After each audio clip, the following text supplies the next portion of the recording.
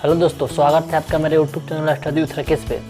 और आज हम लोग समांतर श्रेणी प्रश्नावली 5.2 के उदाहरण जो पिछले वीडियो में छोड़ दिए थे 9-10 उसको करने वाले हैं। चलिए देखते हैं उदाहरण क्या है। उदाहरण 9 नंबर है। क्वेश्चन आपके स्क्रीन पर दिखाई दे रहा होगा। देखिए क्वेश्चन है कि 1000 रुपये की एक धनराशि 8% वार्षिक साधारण ब्याज पर निवेश की जाती है। प्रत्येक वर्ष के अंत में ब्याज परिकलित कीजिए। क्या ये ब्याज एपी बनाते हैं? यदि ऐसा है तो इस तथ्य का प्रयोग करते हुए 30 वर्ष के अंत में ब्याज परिकलित कीजिए। क्वेश्चन बोल रहा है कि 1000 रुपया है और 1000 रुपया के 8% वार्षिक ब्याज की दर से निवेश की जाती है। तो इसका ब्याज जो होगा, प्रत्येक वर्ष का ब्याज क्या एपी बनाता है कि नहीं, इसे जांच करना है। यदि एपी बनाता है तो 30 वर्ष में कितना ब्याज होगा ये बताना है। चलिए इसे सॉल्व करते हैं। देखिए आपका मूलधन दिया है, मूलधन 1000 दिया है, 1000 रुपया, और दर कितना है? दर है 8%। दर 8% है साधारण ब्याज के दर से, वार्षिक है ये। तो पहले हम ज्ञात करेंगे ब्याज, पहले वर्ष का ब्याज फिर दूसरे वर्ष के ब्याज। ठीक है, तो पहले वर्ष का ब्याज निकालेंगे। पहले वर्ष का ब्याज मतलब साधारण ब्याज। तो ब्याज का फॉर्मूला क्या होता है? मूलधन गुणे समय गुना दर बटा 100। दर बटा 100। तो मूलधन कितना दिया है? मूलधन आपका 1000 है, गुणा समय कितना है? तो पहले वर्ष के लिए समय 1 होगा, दूसरे वर्ष के लिए समय 2 हो जाएगा। तो समय यहाँ कितना हो रहा है? पहले वर्ष के निकाल रहे हैं तो कितना होगा? यहाँ पे 1 होगा, गुणा दर कितना है? 8% बटा 100। 2 शून्य से 2 शून्य कट जाएगा। ये कितना निकलेगा आपका? 10 से कम 10 और 10 8 80। यानी पहले वर्ष के ब्याज कितना हो गया? 80 रुपया हो गया। यानी एक वर्ष का ब्याज क रुपया? 80 रुपया हुआ। तो 2 वर्ष के ब्याज कितना होगा? 80 का 2 गुना 160 होगा। 3 वर्ष का ब्याज कितना होगा? 80 का 3 गुना कितना? 240 होगा। तो ये पहले वर्ष का ब्याज है और फिर दूसरे वर्ष का ब्याज निकालेंगे, फिर तीसरे वर्ष का ब्याज निकालेंगे और उससे एक सूची बनाएंगे और जांच करेंगे कि वो एपी में है कि नहीं है। तो आप पुनः यहाँ पर लिख सकते हैं दूसरे वर्ष का ब्याज, दूसरे वर्ष का ब्याज। तो फॉर्मूला तो यही लगेगा आपका। मूलधन कितना है? 1000 गुना समय कितना हो गया? आप दूसरे वर्ष के निकाल रहे हैं तो समय कितना हो जाएगा? 2 हो जाएगा। तो ये 2 गुना दर 8% है बटा 100 है। 2 शून्य से 2 शून्य कटा, ये 10 दूनी का 20 और 20 में गुणा करेंगे 8 से तो कितना हो जाएगा? ये 0 और 8 दूनी 16 यानी 160 रुपया। यानी कहने का मतलब कि एक वर्ष का ब्याज आपका 80 रुपया है तो 2 वर्ष के ब्याज कितना होगा? साधारण ब्याज की बात बोल रहा है यहाँ पे। साधारण ब्याज 80 रुपया है तो दूसरे वर्ष के ब्याज आपको निकालना हो तो पहले वर्ष के ब्याज में 2 से गुना करेंगे तो दूसरे वर्ष का ब्याज निकल जाएगा। इतना ये करने की ज़रूरत नहीं है। अब देखिए फिर यदि पहले वर्ष के ब्याज आपका 80 रुपया है तो दूसरे वर्ष का ब्याज कितना हुआ? 160 रुपया। ऐसे ही तीसरे वर्ष का ब्याज हमें याद करना हो तो क्या हम 80 में केवल 3 से मल्टीप्लाई कर देंगे तो तीसरे वर्ष के ब्याज आ जाएगा। ठीक है, तो ऐसा ही तीसरे, चौथे, पाँचवें निकाल सकते हैं। तो हमें सूची बनाना है तो हम सूची बना रहे हैं यहाँ पर। सूची संख्याओं का सूची जो है, पहला कितना आपका है? 80 रुपया। पहले वर्ष का ब्याज 80 रुपया है। दूसरे वर्ष के बाद कितना है बताइए? कितना निकालें? 160 रुपया। ऐसे ही यदि तीसरे वर्ष का निकाला जाए तो 80 में 3 से गुना करेंगे यानी 240 रुपया। फिर ऐसे ही आगे भी निकालना हो चौथा वर्ष के तो फिर गुणा करेंगे 4 से गुणा करेंगे और 4 का 32 यानी 32 शून्य कितना 320 रुपया होगा। पहले वर्ष के ब्याज, दूसरे वर्ष के ब्याज, तीसरे वर्ष के ब्याज, चौथे वर्ष का ब्याज निकल गया। ऐसे ही बोल रहा है कि ऐसा ही ब्याज बढ़ रहा है तो 30 वर्ष में कितना ब्याज होगा, 30 वर्ष में ब्याज कितना होगा। पहले तो बोल रहा है कि जांच कीजिए एपी है कि नहीं, तो यहाँ पे देखिए सब में 80-80 बढ़ रहा है, इसका मतलब एपी में है। तो एपी में हो गया तो इसका ज्ञात करना है कि 30 वर्ष में ब्याज कितना होगा। तो आप वही फार्मूला लगाएंगे, ए अनवा फार्मूला। तो पहले ए देखिए, ए कितना है, तो आपका ए है 80, डी कितना है, तो डी के निकालने के लिए A2 माइनस A1 करेंगे, तो डी आपका है वह 160 है, माइनस A1 कितना है 80 है, तो आपका डी निकल जाएगा 80 रुपया। 60 में से 160 में 80 घटाएंगे तो कै रुपया, 80 रुपया डी निकला। 80 डी का मान हो गया, डी का मान 80, ठीक है। तो अब देखिए, अब बोल रहा है कि 30 वर्ष में कितना ब्याज होगा, तो एन का मान कितना होगा, 30 होगा। एन कितना होगी आपका, ये एन बराबर 30। अब ये लगा दीजिए ए एनवा फार्मूला। तो ए एनवा फार्मूला क्या होता है, ए एन बराबर A plus N minus 1 into D. अब सबका मान इसमें से रखिए यहाँ पर। ए एन कितना है, एन आपका 30 है, इक्वल ए कितना है, ए 80 है, प्लस एन कितना है, तो एन 30 माइनस 1 इंटू डी कितना निकाले हैं, डी निकाले हैं लोग 80। फिर आपका ये कितना बचेगा, ए 30 यहाँ कर दे रहे हैं हम, ए 30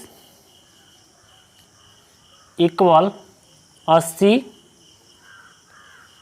प्लस 29 बचेगा, ये घट करके 29 गुणा 80, 830 इक्वल 80 और ये गुणा करेंगे 29 गुणे 80 करेंगे, यहाँ गुणा करना है, 0 0 8 9 72 कर दो, 7 बचा और हासिल और 7 बचा और 8 16 7 कितना हो गया 23।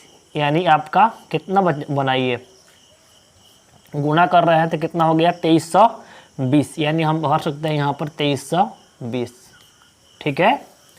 अब देखिए ए 30 बराबर 80 रुपया ये है और 23 से 20 रुपया ये है, दोनों के ऐड करेंगे तो कितना हो जाएगा, ये 2400 रुपया हो जाएगा। इस तरह से इसका ब्याज 30 वर्ष में ब्याज 2400 रुपया यानी 2400 रुपया होगा। इस तरह से इस क्वेश्चन को सॉल्व कर लेंगे, ठीक है। तो यही क्वेश्चन था आपका उदाहरण 9। चलते हैं अगले क्वेश्चन देखते हैं। अगला क्वेश्चन क्या है, 10 नंबर।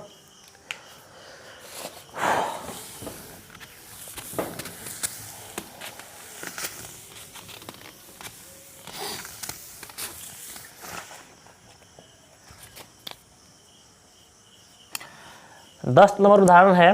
देखिए आपके क्वेश्चन स्क्रीन पर दिखाई दे रहा होगा कि फूलों की एक क्यारी की पहली पंक्ति में 23 गुलाब के पौधे हैं। एक फूल की क्यारी है, क्यारी की पंक्ति, जैसे कि मान लेते हैं कि ऐसा होता है ना, एक क्यारी रहता है, इस क्यारी में फूल रहेगा, फिर इस क्यारी में फूल रहेगा, ऐसा करके फूल है, फूलों की पंक्ति है। इस पहले पंक्ति में 23 गुलाब के पौधे हैं, दूसरे पंक्ति में 21 गुलाब के पौधे हैं और तीसरे पंक्ति में 19 गुलाब के पौधे हैं। इसी प्रकार से अंतिम पद में 5 गुलाब के पौधे हैं। तो बोल रहा है कुल पंक्तियों की संख्या कितनी है। देखिए क्वेश्चन को थोड़ा देखिए, क्वेश्चन को और बढ़िया समझते हैं।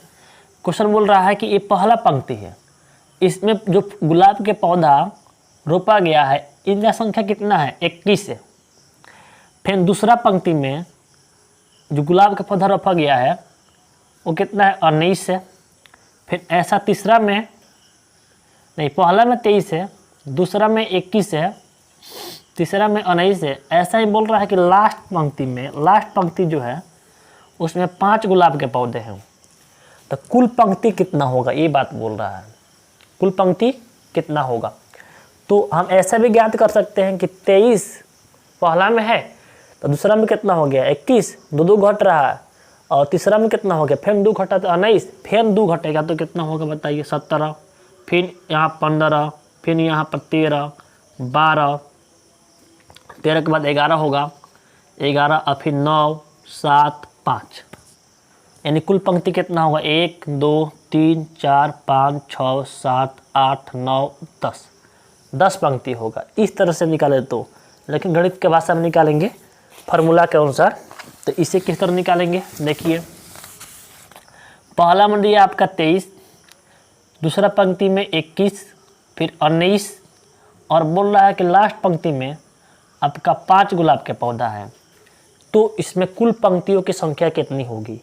तो आपका दिया है ए के मान प्रथम पद 23 और डी दिया है, तो डी A2 यानी A2 माइनस A1 करेंगे तो A2 आपका 21 है, 21 माइनस A1 कितना है 23 है, घटा रहे होंगे तो -2 आएगा। तो लास्ट पद दिया है, लास्ट पद को AN पद बोलते हैं, AN बराबर 5 दिया है। और आपको निकालना है पंक्तियों की संख्या, पंक्तियों की संख्या निकालना है, यानी इसको n मान लिए तो n आपको n का मान निकालना है। तो आप ANवा फार्मूला लगाएंगे, जानते हैं कि ANवा बराबर क्या होता है A plus n minus 1 into D. AN कितना है आपका, AN 5 है, A कितना, A के मान निकाले हैं 23 दिया है, और n तो निकालना हमें क्योंकि n मालूम नहीं है, n माइनस 1 गुना डी कितना है आपका -2 है, 5 23 इधर आएगा तो क्या होगा -23 होगा, बराबर n माइनस 1 इंटू -2, घटाएंगे कितना बचेगा -18 बचेगा, क्योंकि 5 में से 23 घटाएंगे तो कितना बचेगा -18, n माइनस 1 मल्टीप्लाई -2, माइनस से माइनस कट जाएगा और 2 9 18, यानी हम कह सकते हैं कि n 9 किसके बराबर है, 9 बराबर n माइनस 1, 1 इधर आएगा तो 9 1 माइनस में है तो क्या बन जाएगा +1 बराबर n, तो 10 बराबर n हो गया, यानी पंक्तियों का संख्या कितना हो गया, 1 हो गया।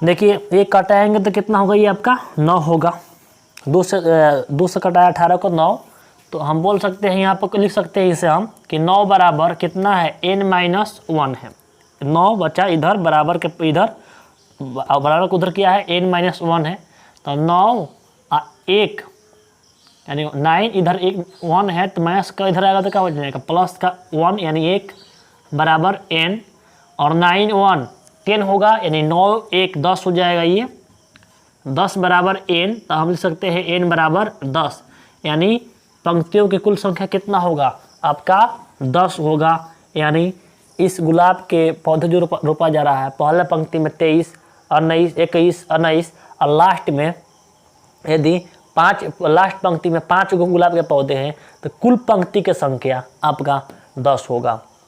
ठीक है, तो आपका उदाहरण खत्म हो गया। अगले वीडियो में हम लोग पार्ट 4 में 5.2 के क्वेश्चन करेंगे। तो यदि हमारा वीडियो आपको पसंद आया है तो लाइक करें, शेयर करें, अपने दोस्तों में शेयर करें और सब्सक्राइब करना ना भूलें।